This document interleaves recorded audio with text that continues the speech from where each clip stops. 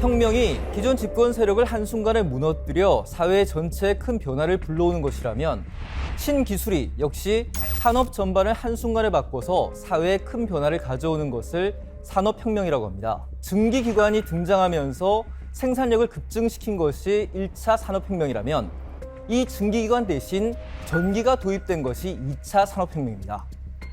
그리고 이런 동력원들에 대한 산업 전반에 컴퓨터가 등장해 산업 전반의 생산력을 증대시킨 것이 3차 산업혁명입니다. 그리고 이제 4차 산업혁명의 시대가 왔습니다. 1차와 2차 산업혁명이 그동안 물리적인 공간, 물리적인 대상을 다뤘다면 3차 산업혁명은 디지털 세상, 우리가 얘기하는 가상의 공간을 다뤘습니다. 그렇다면 4차 산업혁명은 이 물리적 공간과 사이버 공간을 그 불연속 면을 하나로 융합시켜 정보통신 기술을 통한 새로운 미래를 꿈꾸는 계기가 되고 있습니다.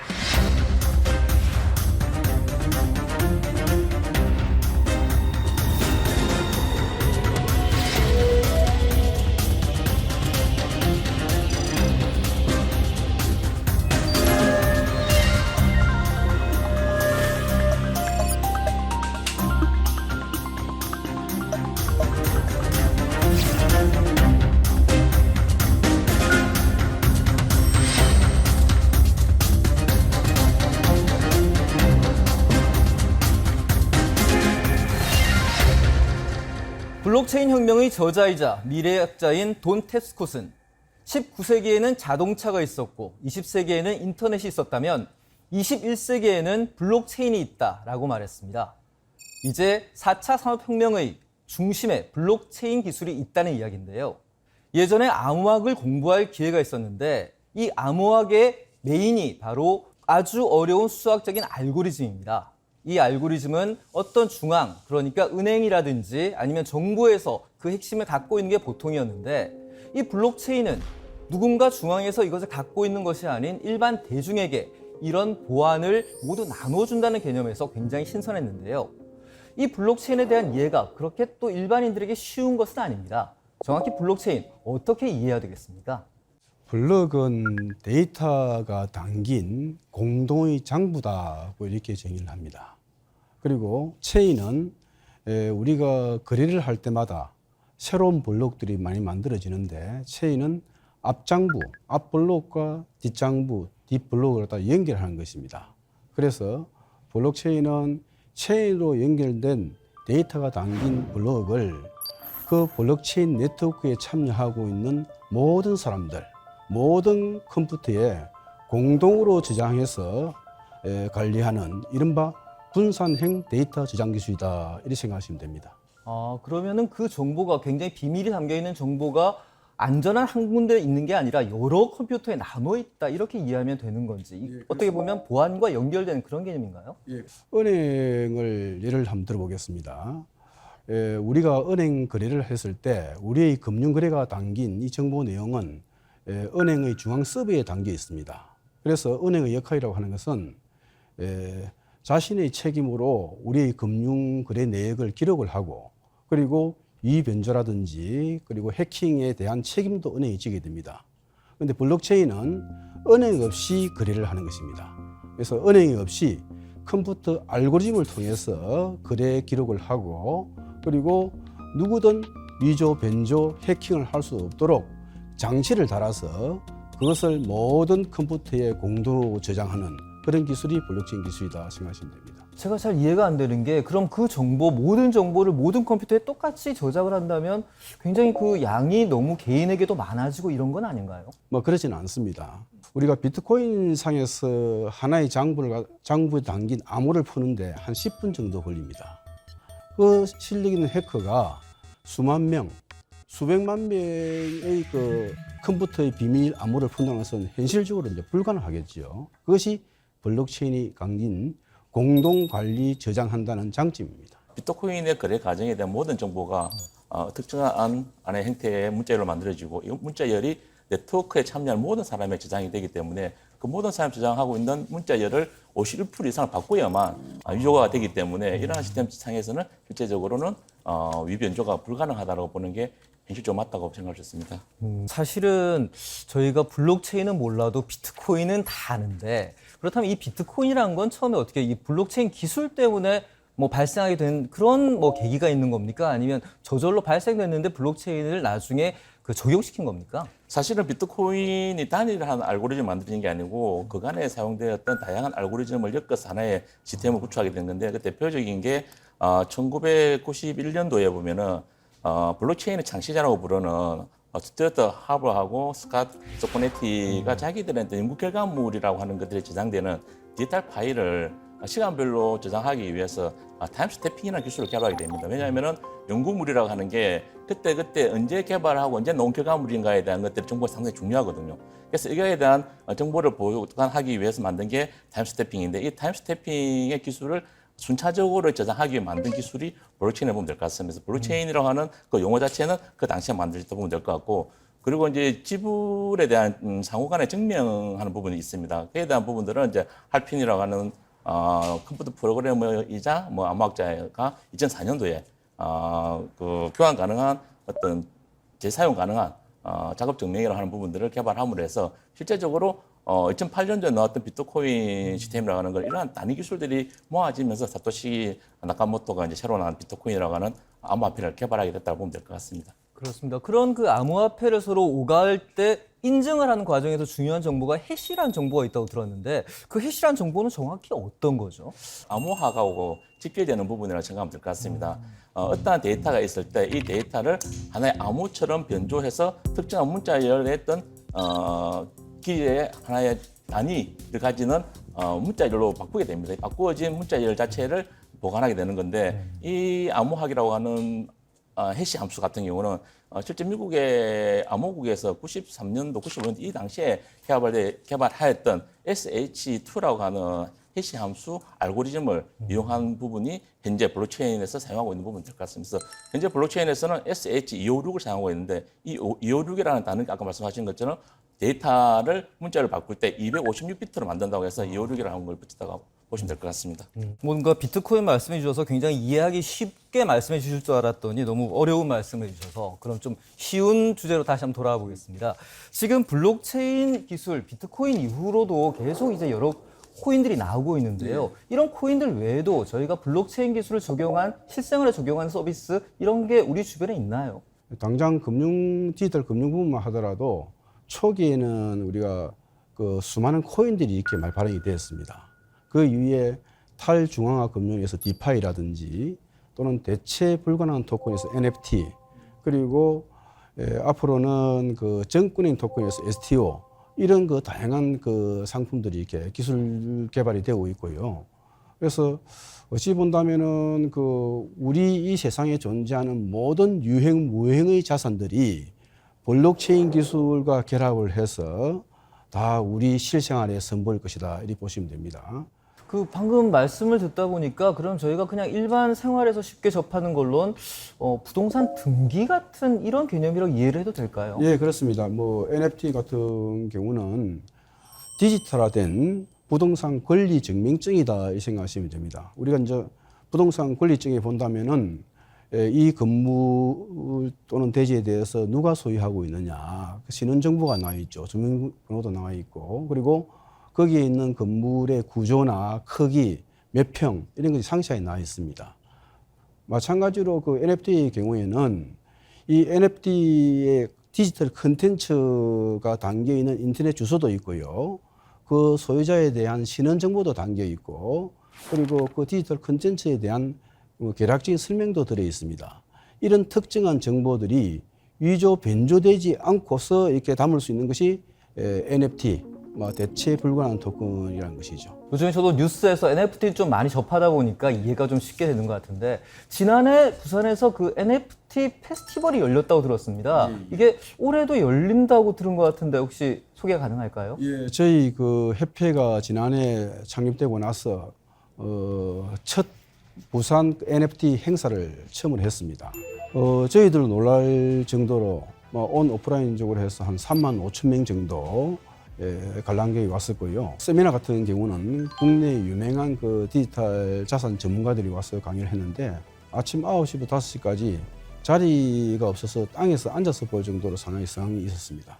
부산의 어떤 젊은 층들이 블록체인 기술에 대한 관심과 이해가 굉장히 깊구나 하는 걸 느꼈고 올해는 한 10월 정도 예상을 하고 있습니다. 단순히 NFT 행사만이 아니고 그동안 발전되고 선보였던 국내의 블록체인 기술들과 그리고 관련 기업들의 제품들을 저희들이 사흘 동안 이렇게 충분히 선보일 예정입니다.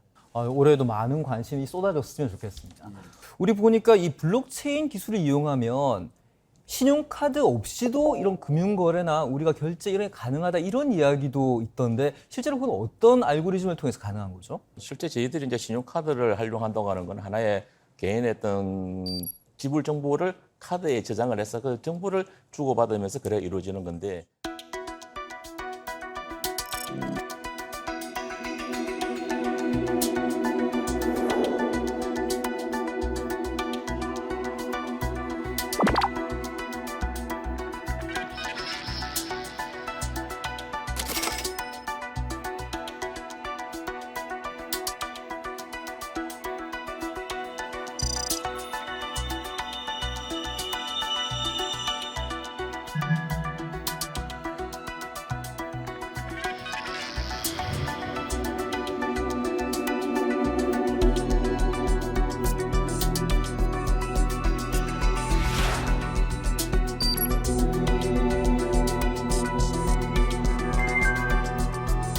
카드사라든지 금융사가 중간에 개입을 하지 않고 개인 간에 돈을 주고받는 게 대해서 명확해야 됩니다. 그러려면은 감시, 감독할 수 있는 중개기관이 없기 때문에 가장 기본적인 게 신뢰성이라고 볼 수 있거든요. 그렇게 한다는 관점에서 볼 때 신뢰성을 보장할 수 있는 게 결국은 개인의 정보들이 최소한 노출되고 그리고 거래 정보에 대해서는 각각이 가지고 있고 네트워크 참여하는 모든 사람이 가지고 있음으로 해서 변조가 되지 않고 해킹이 되지 않게끔 이런 시스템이 기반이 되어야만 개인 간의 거래에 이런 블록체인을 사용할 수 있기 때문에 실제적으로 이런 부분들이 가장 핵심적 기술이 아닐까 생각할 수 있습니다. 우리 과거에는 그러니까 20세기에는 어떤 거래의 핵심 키워드가 확장이었다면 이제는 그 핵심이 신뢰로 옮겨간다 이렇게 볼 수도 있겠네요. 그 방금 네트워크를 굉장히 강조해 주셨는데 이런 네트워크 현대의 흐름에 보면 또 하나 블록체인 외에 가장 키워드로 떠오르는 게 메타버스 아니겠습니까?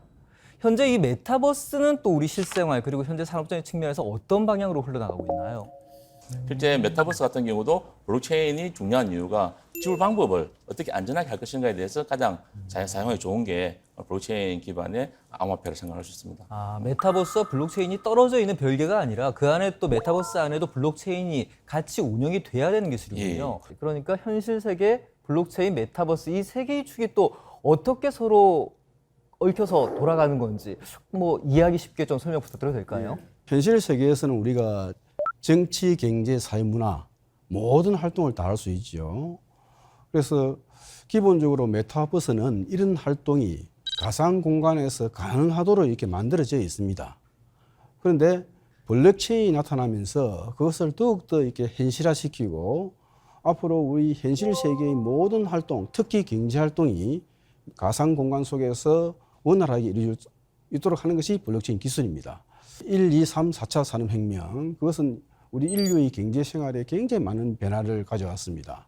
특히 1, 2차 산업혁명이라 한다면은 기본적으로 교통수단의 발전이죠. 기본적으로 기차에서부터 시작해가지고 배, 그 다음에 비행기 등을 통해서 우리 인류의 경제 활동이 우리 동네에서 국가 단위, 전 세계로 확장되는 것이 1, 2차 산업혁명의 그 특징입니다. 그런데 3차 산업혁명인 정보화 혁명은 전 세계를 우리 나의 손바닥 안으로 이렇게 들고 돌아왔습니다. 특히 블록체인과 메타버스가 결합하면서 결과적으로는 현실 세계와 가상 세계가 전혀 다르지 않을 정도로 아마 변화할 것입니다. 그러면은 그 메타버스라고 하는 가상 공간 속에서 우리가 경제 활동을 하려면은 뭔가 화폐, 결제 수단이 필요하게 되는데 그 결제 수단이 곧 암호화폐, NFT라는 것입니다. 누구도 위조, 변조하지 못하고 그리고 편하게 이렇게 거래될 수 있고 특히 해킹에 강하고 이런 모든 장점들을 갖춘 것이 블록체인 기술이기 때문에 앞으로의 메타버스는 굉장히 빠른 속도로 진화하리라고 보여집니다. 이런 활용 방안이 다른 나라에서는 어떤 식으로 채택되고 또 다른 모습을 가지고 있는지 한번 확인하고 넘어가도록 하겠습니다.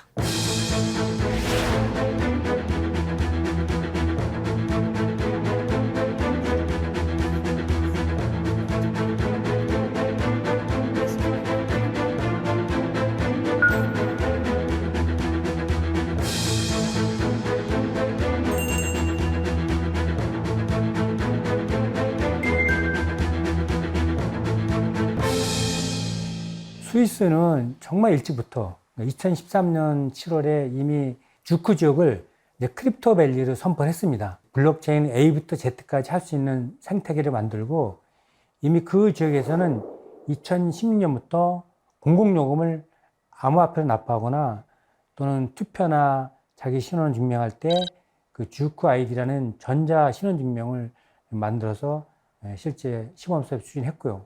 세계 최초로 그 암호화폐로 자금 모델하는 ICO라고 들어보셨죠? 그거를 처음으로 만들어서 금융시장관리감독청이라고 전 세계 그 ICO를 주도해서 한국에서도 이미 그 수백 개 업체들이 한국이 금리돼 있어서 해외에서 했는데 초기에는 엄청난 돈을 싸들고 와서 스위스 가서 ICO를 했습니다. 그런 사례가 있고요.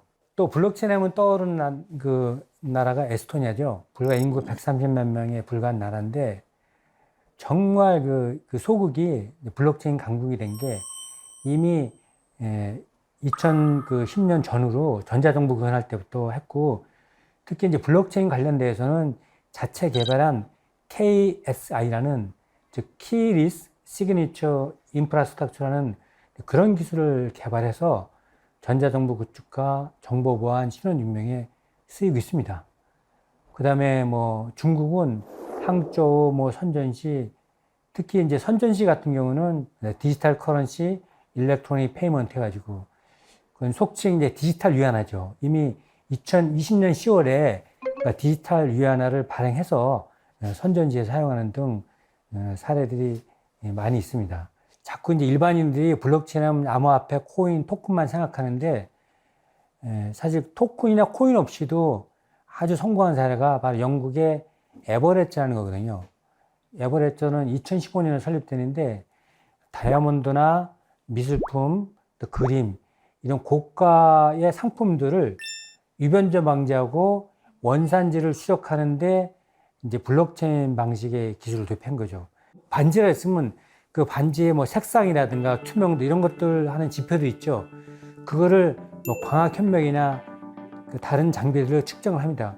그런 데이터들을 또 해서 이런 과정에 무려 40단계 데이터를 넣거든요. 어마어마하죠. 그렇게 해서 블록체인을 했기 때문에 웬만해서는 그 속성 데이터들을 누가 유변제하거나 또 해킹 자체도 하기가 거의 힘들죠. 이 스위스 모델을 적용을 해서 이제는 한국에서 돈 싸들고 해외 나가서 IC 하는 게 아니라 한국에서 하는 것들도 IC 권장하고 자금이 유출되지 않고 오히려 한국에 유입되는 그런 성과를 발휘하지 않을까 생각됩니다. 암호화폐로 일주일 살아보기. 저는 그것을 그 부산에다가 한번 해봐서 공공기관이라든가 민간에서 암호화폐를 자유자재를 수취하고 실질적으로 하는 것이 어떻겠나는 생각을 해봤습니다. 글로벌 블록체인 시장은 2028년까지 매년 55.8%씩 증가해 갈 거란 전망이 있습니다. 우리도 역시 전자정부 50년을 맞아 지능형 정부를 이끌어갈 핵심 기술 10가지 가운데 블록체인 기술이 있습니다. 이런 상황에서 국내에서 블록체인과 가장 인연이 깊은 도시가 있다면 바로 부산인데요. 부산이 지난 2019년이죠. 블록체인 규제 자유 특구로 지정이 됐습니다. 이 지정될 수 있었던 어떤 배경이 있을까요?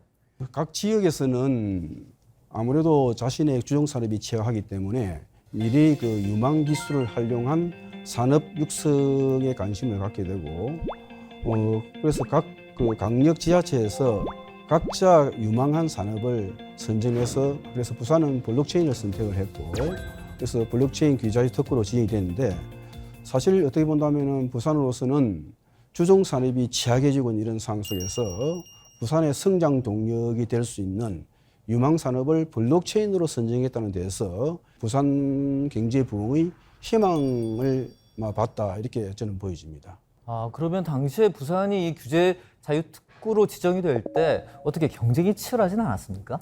제주도하고 그 부산이 경쟁을 한 걸로 알고 있습니다.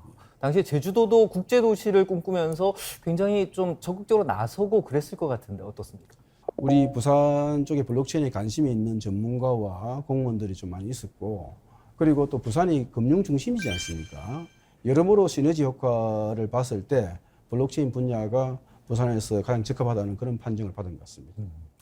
우리 배 실장님께서는 우리 제주와 부산의 경쟁에서 부산이 이길 수 있었던 이유가 뭐라고 판단하십니까? 사실은 블록체인이라고 하는 게 결국은 소프트웨어라고 하는 어떤 단위 기술들이 필요로 하다 생각합니다. 그리고 시장이 있어야 되고요.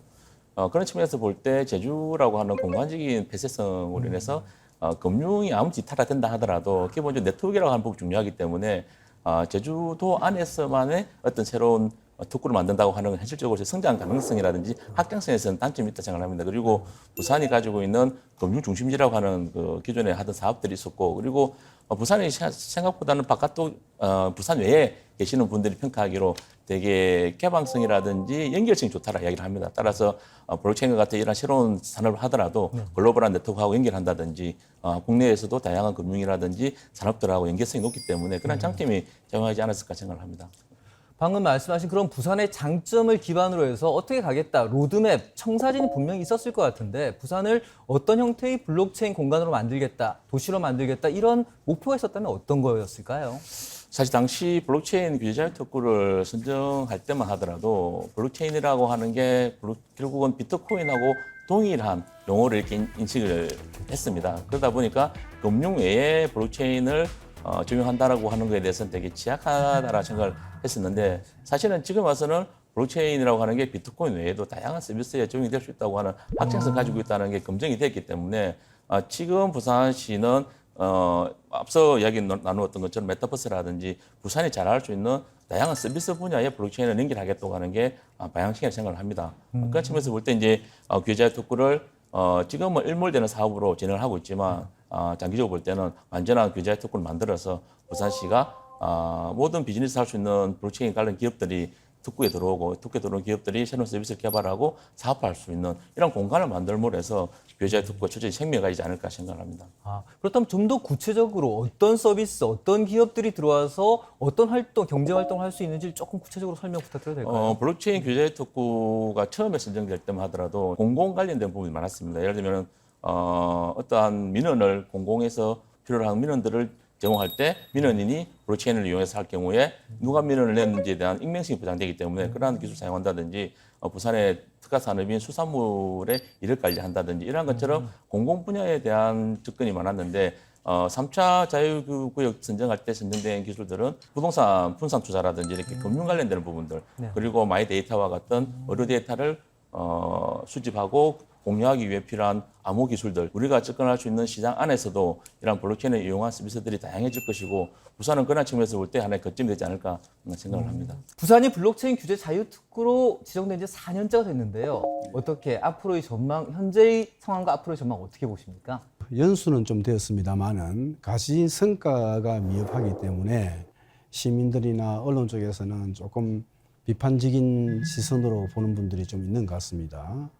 농사로 따진다면은 지금까지 지은 농사를 수확의 계절이 이제 오지 않겠나 하는 그런 생각이 들고요. 전통적인 금융 부분에서는 우리 대한민국, 부산이 금융 선진국, 선진도시에 비해서는 좀 약합니다. 그러나 디지털 금융의 세계, 예를 들어서 디파이라든지 NFT, STO 등 새로운 디지털 금융 부분에서는 우리 대한민국은 수많은 그 IT 인력들을 가지고 있고 그리고 인프라되는 IT 기업들이 많이 있기 때문에 충분히 금융 선진국과 경쟁을 해서 적어도 디지털 세계에서는 우리가 충분히 이길 수 있다 보여집니다. 실제 지금 규제 특구 사업 같은 경우는 실정 특례하는 기간입니다. 내년 8월까지 하는 걸 알고 있습니다. 그러면 특례라고 하는 말은 말 그대로 시범 사업을 하는 거기 때문에 실제 이 기간이 끝나게 되면은 상용 서비스를 해야 됩니다. 그럴 경우에 다시 법적인 허가를 받아야 되는 부분이고 바꿔 말하면 부산시는 그간에 했던 시범 사업을 상용 서비스로 가기 위한 데 집중을 해야 되고 성공 사례를 만드는 데 노력을 해야 됩니다. 그간에 이 사업 자체가 실제 좀 부정적인 시각에서는 성과가 없다라는 말도 있었고, 그리고 특구 사업인데 불구하고도 특구 내에 있는 기업들이 지원을 받지 못한다라고 하는, 왜냐하면 그 사업 자체가 그 시범 사업에 참여하는 기업들만 지원해주는 사업이었기 때문에 특구 사업인데 불구하고도 특구 전체를 지원할 수 있는 사업이 없었거든요. 그런데 불구하고 최근에 이제 부산시가 추가 예산을 확보해서 기업 입주 공간도 마련하고 그다음에 추가 지원 사업을 위한 노력도 하고 있거든요.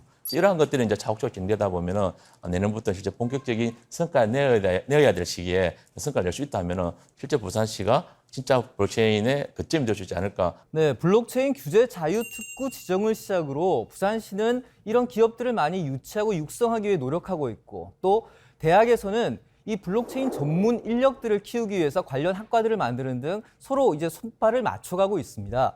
이런 블록체인 도시 부산의 미래, 현재 어떻게 보고 계신지 전망 말씀해 주십시오. 메타버스라고 하는 부분 저는 가장 가능성이 높은 분야가 아닌가 하는 게, 부산은 과거부터 영화, 콘텐츠, 영상 부분을 특화해 왔었고, 부산이 가진 이미지가 다이나믹한 이벤트 도시라고 하는 이미지가 강합니다. 이런 측면에서 볼 때 메타버스 세계관은 너무 잘 맞는 도시이기 때문에 콘텐츠를 기반으로 하는 메타버스, 그 메타버스에 블록체인 연계하는 이 부분들이 부산의 미래가 되지 않을까 생각을 하고 있고요. 그러기 위해서는 현 정부에서 하고자 하는 기회발전 특구 제도를 이용해갖고, 현재 규제 특구가 일몰 사업이기 때문에 이 사업을 지속적인 특구를 가기 위해서는 규제 부분들을 지속해서 풀어주고 체제 혜택을 주고 교육에 대한 모든 개선이 가능한 이러한 3대 혁신이 일어날 수 있는 이런 공간으로 했을 때 실제 부산이 스위스의 주크와 같은 하나의 블록체인의 거점이 될 수 있을 것이고, 멀리 볼 때는 아시아를 대표할 수 있는 블록체인 도시가 될 수 있지 않을까 생각을 합니다. 블록체인 산업이 부산의 중심적인 역할을 하는 그런 그 가능성을 우리가 실천을 해야 한다, 그런 생각이 드는데요. 그런데 산업이라고 하는 것은 기본적으로 그 기업의 총화, 기업들이 집단화되어서 산업이 만들어집니다.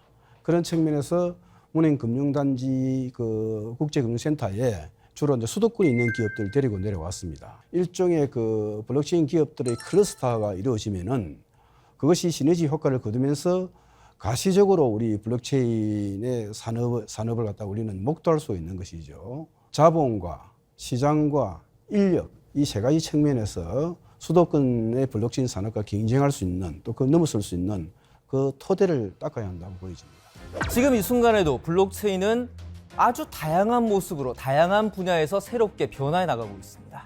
이미 국내 굴지의 기업들이 진출해 다양한 분야에서 두각을 선보이고 있고, 이런 기업들, 이런 인재들을 유치하기 위해 국내 최초로 지원 조례까지 부산시가 제정한 상황에서 앞으로 블록체인 클러스터 조성을 통해서 블록체인의 허브 도시로 세계로 나아가기 위한 부산의 발전 기대해 보겠습니다.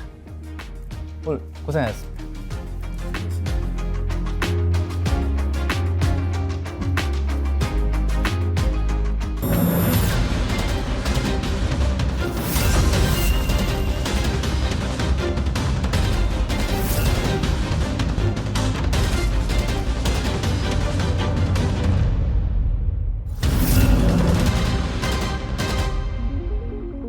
인터넷을 통한 금융거래가 활발해진 현대사회에서 가장 중요한 건 투명성입니다.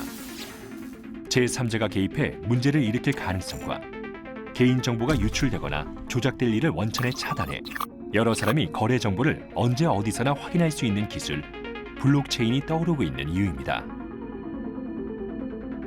신뢰를 기반으로 한 블록체인이 탄생하기 전까지는 막연한 믿음에 의지해야 했습니다.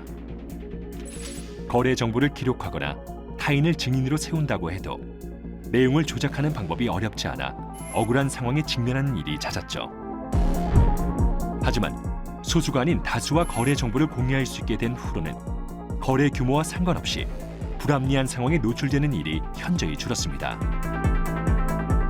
금융거래 외에도 높은 보안이 필요한 정보를 저장하는 등 블록체인의 적용 범위가 점점 확장되고 있는데요. 이렇게 비대면에 익숙해진 21세기를 대표하는 기술로 꼽히는 블록체인은 수많은 삶에 변화의 바람을 불어넣었습니다.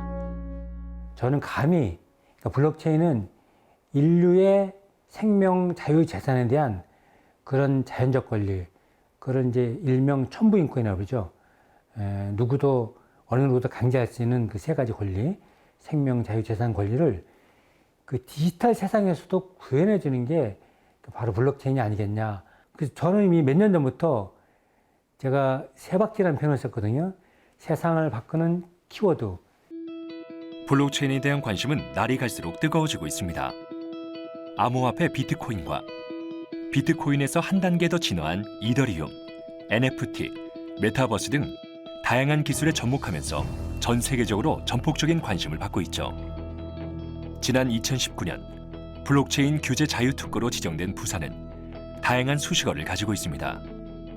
바다를 끼고 있는 국제 항만 물류 도시. 지난해 영화 드라마 촬영 편수가 역대 최고치를 경신하고 대한민국을 넘어 아시아를 대표하는 영화제를 20여 년간 개최하고 있는 영화 도시. 게임 산업의 과거와 현재, 미래를 조망하는 게임 도시. 지리적 특성을 바탕으로 한 산업부터 한계가 없는 문화 콘텐츠 산업까지 특수한 경쟁력을 가진 도시에서 블록체인 생태계를 구축한다는 건 그 의미가 남다릅니다. 부산이 블록체인 규제 자유특구로 지정된 이후 부산시는 전담 조직인 부산 블록체인 규제 자유특구 추진단을 공식 출범시켰습니다. 블록체인 기술을 이용해 부산 경제 활성 방안을 모색하는 정책 토론회에서는 지역 기업이 발제자로 참석해 블록체인 전문가들과 함께 새로운 사업 분야 육성에 주력할 것을 제안하기도 했죠. 특히 부산 블록체인 특구는 물류관광, 공공안전, 금융 등 부산의 많은 강점 산업과 인프라를 기반으로 블록체인 기술을 적용하여 부산형 블록체인 생태계 구축, 새로운 경제적 가치를 창출할 것입니다. 이러한 흐름에 따라 부산의 금융기관도 블록체인을 활용한 금융 서비스를 출시하고 영역을 확장하기 위해 업무 협약을 맺기도 했습니다. 디지털 바우처 서비스는 블록체인 기반의 새로운 디지털 지갑입니다. 결제, 송금, 수당 관리 등 분산된 지급 수단을 통합 관리할 수 있습니다. 디지털 바우처는 원래 실증 사업으로 작은 규모의 그 부산 지역에서 디지털 화폐가 미치는 생태계를 한번 실험해 보는 거고요. 이를 통해서 블록체인 기반의 신원 증명 시스템까지 결합하여서 디지털 부산 시민 플랫폼으로 저희가 확대를 계획하고 있습니다. BNK 부산은행은 국내 은행권 최초로 메타버스 진출을 선언했습니다. 음원 저작권 회사, 블록체인 전문 기업과 손을 잡고 경제를 담당하는 은행이 되기로 한 것인데요. 현재 온라인 게임에서 아이템을 구매하려면 게임머니가 필요합니다. 하지만 여러 게임을 한다면 개별적으로 결제해야 하는 번거로움이 있습니다. BNK 부산은행은 이러한 게임머니를 거래하고 관리해주는 역할을 하게 됩니다. NFT로 유명 가수의 음원 혹은 게임 아이템을 구매할 때 부산은행 계좌를 사용하는 것이죠. 먼저 300만 곡 이상의 음악 저작권부터 거래를 시작할 계획입니다. 증강현실 기술을 활용한 서비스도 금융권 최초로 개발해 나가고 있습니다. 금융권에서도 디지털 기술이 경쟁력으로 해석되는 겁니다. 이게 메타버스라는 게 사실은 뭐 현실 세계와 연결되는 미러링 부분이 있고요. 그리고 독립적으로 메타버스가 계속 성장해 나가는 두 가지 부분이 있는데, 일단 미러링 측면이라는 부분에서 보면은 현실 금융과 그리고 메타버스 내에서의 다양한 경제 활동을 연결시키는 부분이죠. 그래서 저희가 할 수 있는 것들은 홍보라든지 투자라든지 이런 부분을 먼저 진행할 수 있고요. 그리고 2단계로 메타버스가 독립적인 경제 생태계를 구성하게 되면 저희가 할 일이 그 안에서도 이제 금융 서비스를 제공할 수 있거든요. 추후에 단지 이제 부산은행으로서 또 지방은행으로서의 한계가 아니라 디지털 은행으로서 전 세계에서 뭐 지역적 한계를 벗어나는 그런 은행이 될 수 있겠죠. BPS는 블록체인 기반인 분산 신원 증명으로 다양한 행정 서비스를 제공하고 있습니다. 시민이 하나의 통합 전자지갑으로 사용할 수 있게 하는 것이 목표입니다. 부산시는 2020년 10월에 부산 블록체인 통합 서비스 애플리케이션 BPS를 출시했습니다. 특구 1차 사업 결과물인 디지털 바우처, 관광, 공공안전, 물류 관련 서비스 외에도 공공생활 서비스들을 탑재했죠. 스마트폰으로 간단한 가입 절차를 거치기만 하면 좀 더 편리한 생활을 누릴 수 있도록 서비스의 질을 향상시키고 있습니다. 보안성과 신뢰성을 높여 다양한 행정 서비스를 해당 기관에 방문하지 않고도 발급할 수 있습니다. 지난해 일반권과 청소년, 교통카드를 시범 서비스에 이어 지난 4월 어르신, 다자녀 교통카드로 확대하여 우대권 이용자에게 좋은 호응을 받고 있습니다. 2019년에는 지역화폐인 동백전이 출시됐습니다. 부산의 시와인 동백꽃과 화폐를 뜻하는 전을 합성한 명칭으로 부산시가 지역 자금의 역외 유출을 막고 지역 경제를 활성화하기 위해 발행한 체크카드입니다. 동백전 결제가 가능한 매장에서 결제를 하면 결제 금액의 10%가 포인트로 쌓입니다. 연말 정산 시 30%의 소득공제도 받을 수 있죠. 현재 동백전은 블록체인 기반의 디지털 화폐와 공공시설 출입이 가능한 전자신분증을 추가하는 방안을 구상하고 있는데요. 택시 호출, 배달, 지역 온라인 서비스 등 공공 플랫폼의 모습까지 갖추면서 지역 경제 활성화라는 본연의 역할에 대한 기대가 커지고 있습니다. 블록체인 기술의 발달로 디지털 자산의 경제적 가치는 급격하게 상승하고 있습니다. 부산시는 지난 5월 블록체인 특구 활성화에 힘을 싣기 위해 부산 디지털 자산 거래소 설립 공식 절차에 들어갔습니다. 부산 디지털 자산 거래소는 기존 가상 자산 거래소에서 취급하는 가상 자산은 물론 증권형 토큰인 STO와 대체 불가능한 토큰 NFT 등 다양한 디지털 자산을 거래하는 통합 거래소를 목표로 하고 있습니다. 네, 디지털 자산 거래 시장은 더 활성화될 것으로 예상됩니다. 규제와 정책을 기반으로 기존 금융기관과 시스템 연동이 된다면 보다 안정적인 거래 시장이 형성될 것으로 예상됩니다. 민간 기업이 개별적으로 운영하던 현재 방식이 정부기관 참여로 통합 운영될 것 같습니다. 이는 여러 규제와 운영 이슈, 세금 이슈 등의 정책을 해결해 줄 것 같고 편중되어 있는 대형 거래소 플랫폼 이용을 좀 분산해 줄 수 있을 것 같습니다. 부산 남구 문현동, 문현금융단지에 위치한 부산국제금융센터. 여러 금융기관과 공공기관이 입주해 있는 가운데 지난 3월 부산 최초의 블록체인 창업 공간 비스페이스가 부산국제금융센터 내에 자리를 잡았습니다. 블록체인 신기술과 아이디어를 실현할 수 있는 곳이죠. 또한 국내 1호 블록체인 비즈니스 센터인 국제 블록체인 비즈니스 센터 설립도 추진하고 있습니다. 부산시와 국내외 15개 기업이 업무 협약을 체결했고 블록체인 관련 기업 100여 곳을 유치하는 것을 목표로 삼았습니다. 부산시는 이제 아시다시피 이제 국내 유일의 블록체인 규제자의 특구입니다. 이제 규제자 특구에서 특구가 활성되기 위한 많은 노력들을 지금 하고 계신데요. 작년 9월부터 부산시 특구에 진출하기 위해서 많은 노력들을 했습니다.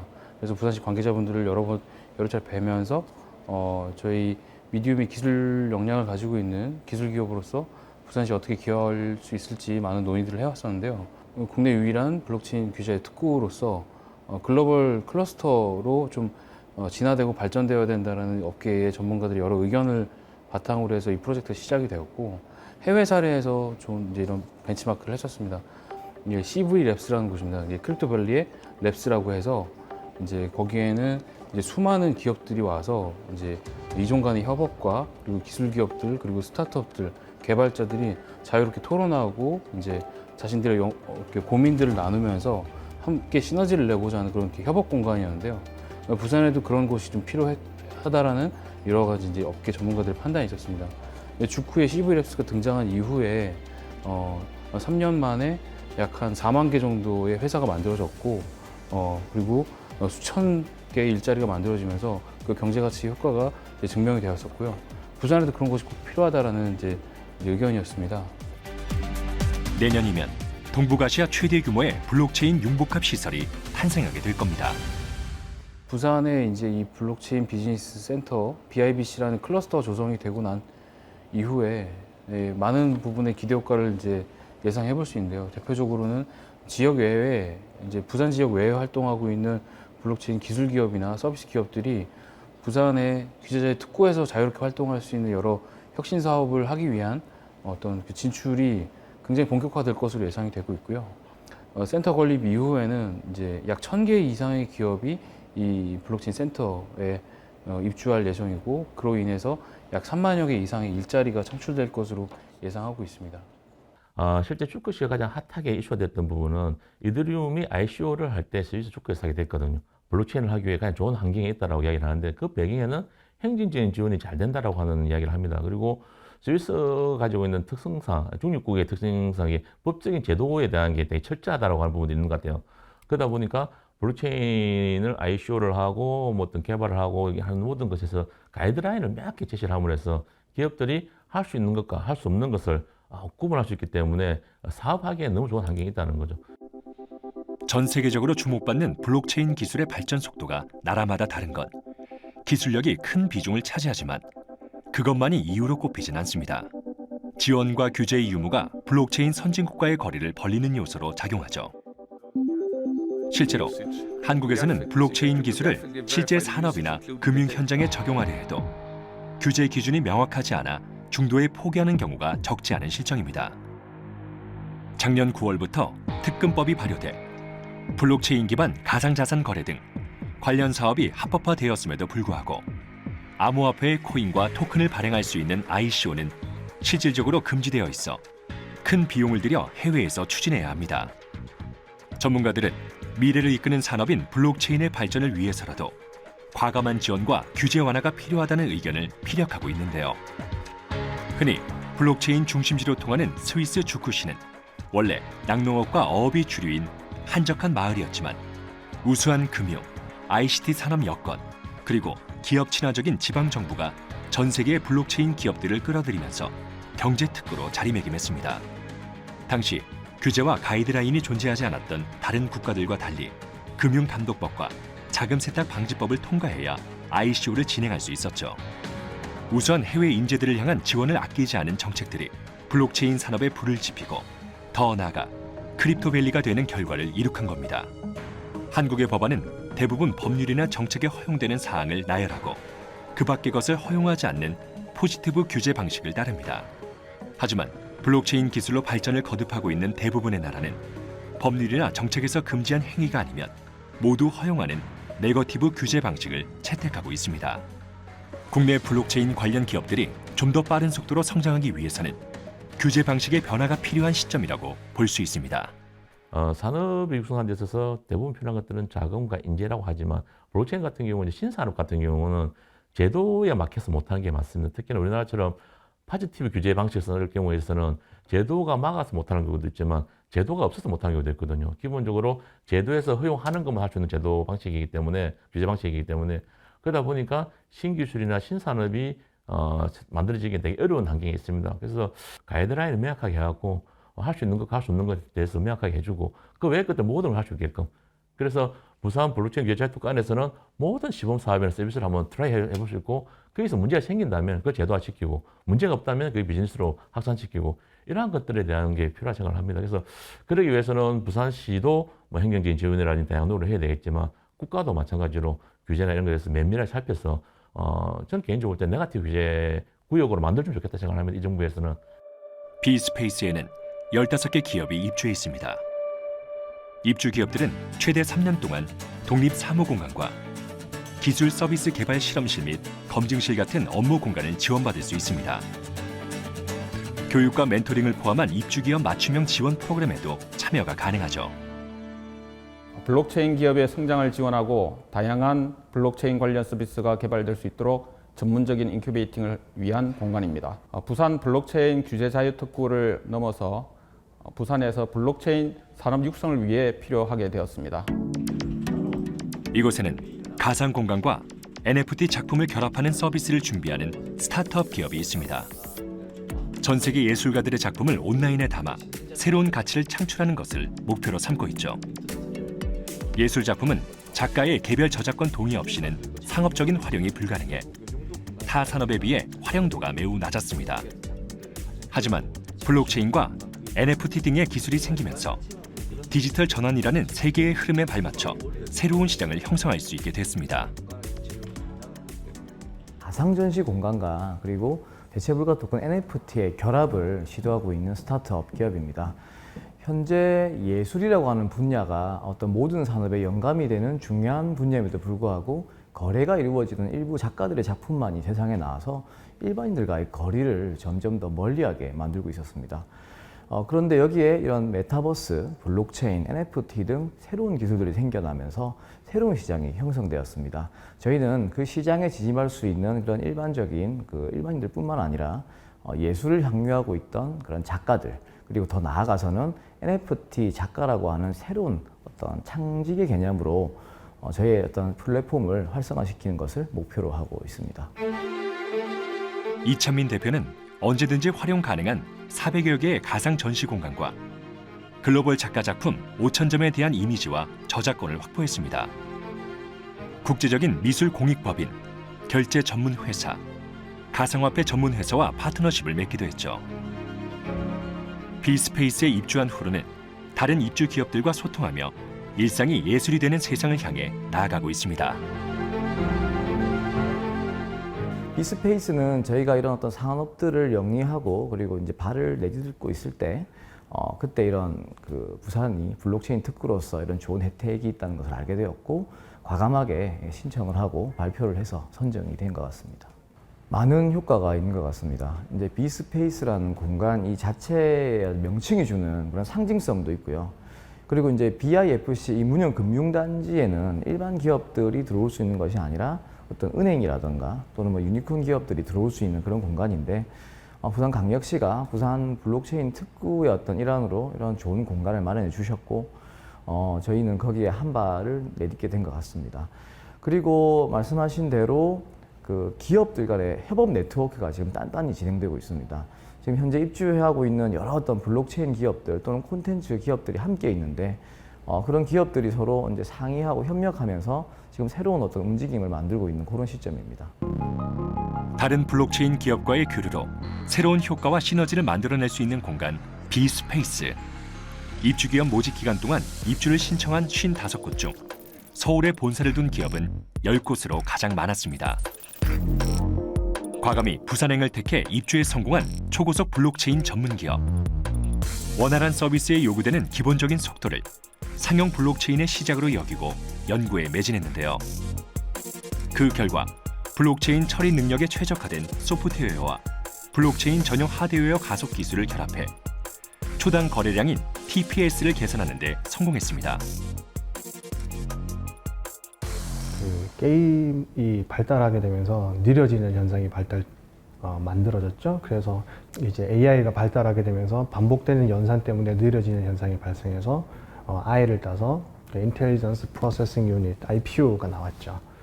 블록체인의 세상에 오게 되면 또 마찬가지로 그런 성능 문제가 똑같이 발생할 거다라고 생각을 해서 블록체인의 B를 따서 BPU라는 걸 전 세계에서 최초로 만들었고요.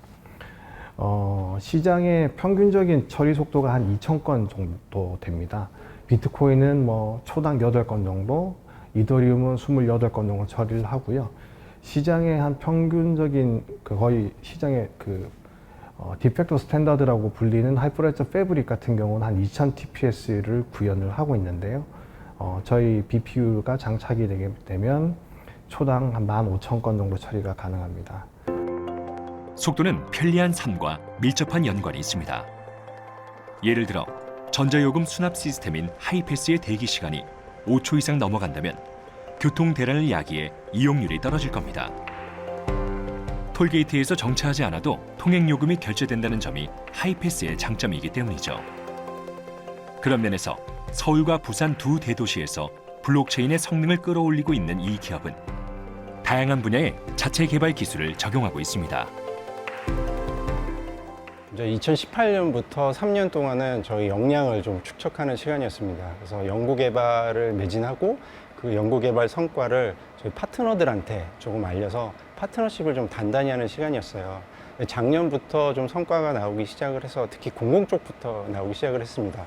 도로공사의 이제 상호정산 시스템이 납품이 됐고요. 조폐공사에 저희가 코어 테스트베드, 그래서 15,000 TPS급 블록체인 플랫폼을 납품을 했습니다. 그리고 그 외에 좀 다양한 사업들을 해서 작년에는 이제 160억 매출을 달성을 했고요. 그 기세를 몰아서 올해는 이제 경북도청의 NFT 사업이라든가 부산은행과 소니뮤직 퍼블리싱이랑 같이 협업을 해서 메타버스 세상 위에서 뱅킹 시스템을 만드는 그런 사업들을 좀 같이 추진을 하고 있습니다. 이제 실감형 소셜 미디어 서비스의 머저리티나 아니면 이제 보통 카지노에서는 이제 속임수들이 많은데 그 블록체인 기반으로 해서 조금 더 이제 카지노에 참여하시는 분들이 신뢰감을 줄 수 있는 이제 블록체인 기반의 소셜 카지노 서비스 같은 것들을 이제 출시할 예정이고요. 7월에는 이제 굉장히 재미있는 두 가지 NFT 서비스들을 출시를 하려고 합니다. 그래서 천체에 있는 별자리들을 조금 개인이 각각 NFT를 민팅을 해서 이제 만들 수 있는 이제 마이스타라는 이제 프로젝트랑 또 하나는 이제 저희 글로벌 게임 퍼블리싱 업체인 팡스카이랑 같이 이제 P2 요즘 핫한 P2E라고 하죠. 게임을 NFT화해서 이제 할 수 있는 그런 프로젝트를 진행 중에 있습니다. 진행 중인 프로젝트에는 부산 가상자산 거래소 설립 추진도 포함되어 있습니다. 블록체인 규제 자유 특구에 따른 혜택과 시장 선점, 특구 입성이라는 상징성과 함께 부산시와 힘을 합쳐 사업 영역을 확장해 나갈 계획입니다. 기존 금융기관과 관리감독기관의 참여로 디지털 자산 거래 역시 이에 맞게 변화해야 된다고 생각하고요. 기존 거래소가 자체 전산 인프라를 통해 독립적으로 운영이 되었던 형태라면 디지털 자산 관리 통합 운영 시스템이라는 전산 인프라를 구축해서 예를 들면 금융사, 가치평가기관, 관리감독기구, 거래소와 같은 참여자들이 정보를 연동하여 통합적으로 운영하는 시스템이라고 할 수 있습니다. 예를 들어 유사한 형태로 한국거래소는 금융투자 정보를 코스콤을 통해 각 증권사의 거래 정보를 통합적으로 운영하고 있고요. 이를 위해서는 수십만 건에 달하는 실시간 거래 데이터를 처리하고 분산 원장에 기록할 수 있는 고속 블록체인 기술이 반드시 필요하다고 생각합니다. 인터넷이 발전되는 모습과 같이 앞으로 블록체인 위에는 아주 수많은 어플리케이션이 동작하고 그보다 몇 배, 또 몇십 배 많은 디지털 자산이 등록되고 아마 거래될 거라고 예상하고 있습니다. 이 모든 서비스를 사용자에게 빠르고 안정적으로 전달하기 위해서는 블록체인 처리 속도가 가장 중요하다고 생각합니다. 고성능의 블록체인 처리 성능이 뒷받침된다면 빅데이터뿐만 아니라 AI, VR, AR과 같은 분야에서도 블록체인 기술이 아주 자유롭게 적용될 것이라고 생각하고 이러한 기술 융합을 통해서 다양한 혁신 서비스들이 등장할 것이라고 예상하고 있습니다. 기술이라는 건 기본적으로 인간의 삶에 편의를 가져다 주어야 합니다. 그러한 맥락에서 블록체인 역시 다양한 산업에 가장 효과적인 형태로 스며들고 있습니다. 무궁무진한 가능성을 지닌 기술인 만큼 부산이 한국을 대표하는 더 나아가 세계적인 블록체인 도시로 거듭나기 위해서는 좀 더 뚜렷한 목표와 방향성이 필요한 시점입니다. 그동안에 한국이 2017년 이래 너무나 많은 시범 서비스 또 검증 사업이랬죠. POC를 많이 했어요. 이제는 부산시만큼은 시범 서비스를 넘어서 실제 상용 서비스로 정착되는 그런 게 돼야 되는데 거기에 반해서 아직도 규제 완화가 좀 안 돼 있습니다. 그래서 지역 특구법 또 지방자치법 등을 개정해서 실제 상용 서비스 할 수 있게끔 열어놓고 부산시만은 특구니까 특기에 걸맞게 시범 실증이 아닌 상용 서비스가 작동되도록 그런 거를 부산시 자체에서도 추진하는 게 좋겠다는 생각이 들고요. 전 세계적으로 블록체인 기술이 각광받고 있고 또 서비스에 도입되기까지는 그리 오래되지 않았습니다. 한국도 역시 블록체인 산업 동향은 아직 많은 시행착오를 겪고 있는 도입부라고 생각하고 있습니다. 물론 한국 정부에서는 블록체인 산업에 대한 규제를 점차 완화하려는 의지를 보이고 있지만 그 범위는 아직 많이 부족하다고 생각합니다. 정부의 규제가 명확한 방향성을 가지고 좀 더 완화된다면 블록체인 산업은 지금보다는 좀 더 많이 발전할 수 있는 긍정적인 요소로 작용할 것이라고 생각하고 국내 블록체인 기업들도 주도적으로 산업을 이끌어갈 수 있을 것이라 생각합니다. 과거의 판단은 현재를 만들고 현재의 선택은 미래를 결정합니다. 디지털 세상에서 블록체인이라는 독립적인 경제 생태계를 구축할 기회를 얻은 부산. 국내외의 유수한 인재들이 찾고 싶은 환경을 조성하고 블록체인 산업 활성화를 통해 지역 경제 성장을 이끌어내는 것이 숙제로 남아 있습니다. 과거의 시행착오와 현재의 도전을 양분으로 삼을 부산은 앞으로 어떤 미래를 그려나가게 될까요?